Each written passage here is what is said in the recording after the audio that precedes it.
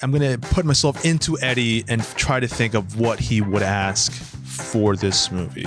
It'd be like, oh, what is the craziest thing you guys have been stabbed with? And then we'd be like, no, he would actually look up the protein content of semen. it's too late. We're in and out. We're knee deep in disappointment and tragedy. We gotta start. Welcome to disappointment and what tragedy. is it? The real mini, real quick This episode. Real quick reviews. Real quick reviews. Okay, that's what we're going with. Real quick reviews. We're doing it for Come to Daddy, the film who was picked by Nick, I think. Kind of. Randomly selected by Nick. What the hell? Normally I say that and I love a movie I'm watching, but this is just boring. First, you get these three different sections, beginning, middle, and end, completely different movies. First is an attempt at being an original. The first act of The Father supposedly was uncomfortable and difficult, which could make it a great movie, which usually does make it a great movie. The haunted house plot and middle story seemed neat build up, but it went off into nowhere and turned into Green Room, which is a battle for survival in the third act, despite butcher knife fights, drunken Elijah montage, defending the option of eating an ear or a shot glass of semen, pantsless fighting, and senseless killing. Hate to say, I really wanted this to be a fun movie, but it just did not catch my love for obscure horror. How fucking far away is this house? He has a 15-mile hike, it seems like, loses his hat and gives up on it, lets it fly off in the distance. But he's sitting here bleeding to death and makes it to the beach house at the end of the film to die on a beach. How the fuck did that happen? 2 stars. An unsettling and mysterious tone. Elijah Wood's character Norval finds himself in the middle of a game of cat and mouse with his estranged and strange father. I really enjoyed that part of it. Like, the first act is interesting, but the end of the first act leaves us wondering how it could possibly go on for another hour. Like, by the 35-minute mark, I was checking the runtime, and I've already seen it. It leaves you with so many questions, like, what's with all the eyes stuff that never comes back? Why are tigers a recurring thing that never shows up again? If Norval got rid of that old yee ass haircut, would he finally get some bitches on his dick? To be honest, though, the mystery is enough on a first viewing. The mystery is enough to keep you watching for a bit, but it really never recovers from this feeling of the main story being completely dropped out from underneath it. It's this weird amalgamation of 3 30-minute films that don't work together. 2 of them are bad.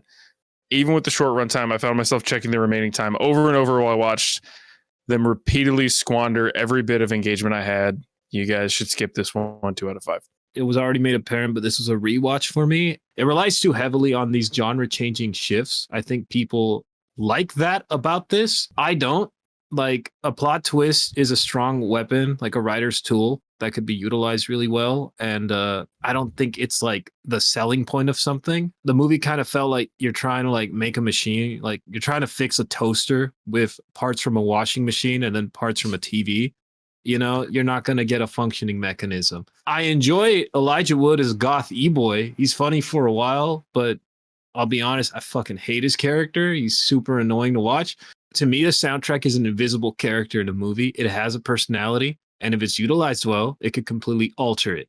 This committed the sin of, hey, cool, I like these songs. I'm going to plaster them all over the fucking wall and hope it works.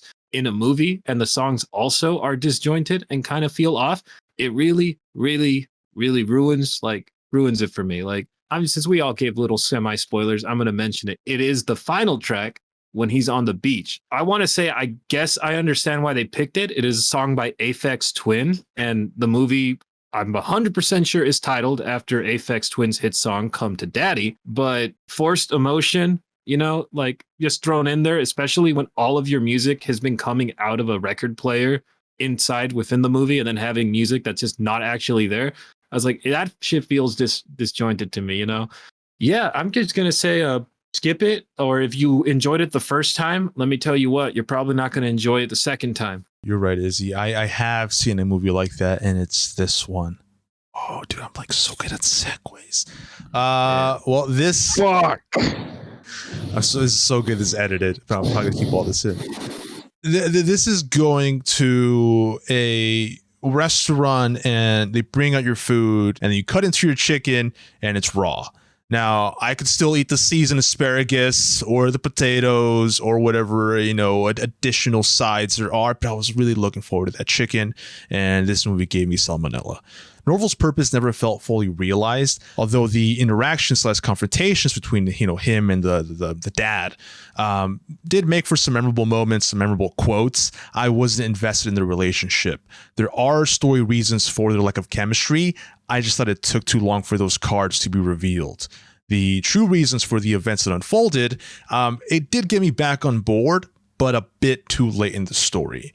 I did love the transition from timid artist to forced survivalist, and the stunt coordination and violence was well executed. Those deaths just had no weight to them due to not enough build-up or development in the story. There was too much of a focus on what I guess were red herrings, you guys already said that, or distractions, instead of investing time on irrelevant things like his relationship with the coroner, or him wanting to be like a wannabe artist, or even like his alcoholism, which I thought was going to be a much bigger thing at play, but they were just like, I almost killed myself. I'm drinking booze. It's a thing. I mean, this was riddled with that kind of thing. Yeah, but that's one of the more egregious ones. With something and it never comes back. That's one of the more egregious ones, in my opinion, just because of like the magnitude of that kind of that topic. The core ideas for this story, I think, are strong enough to develop a film for.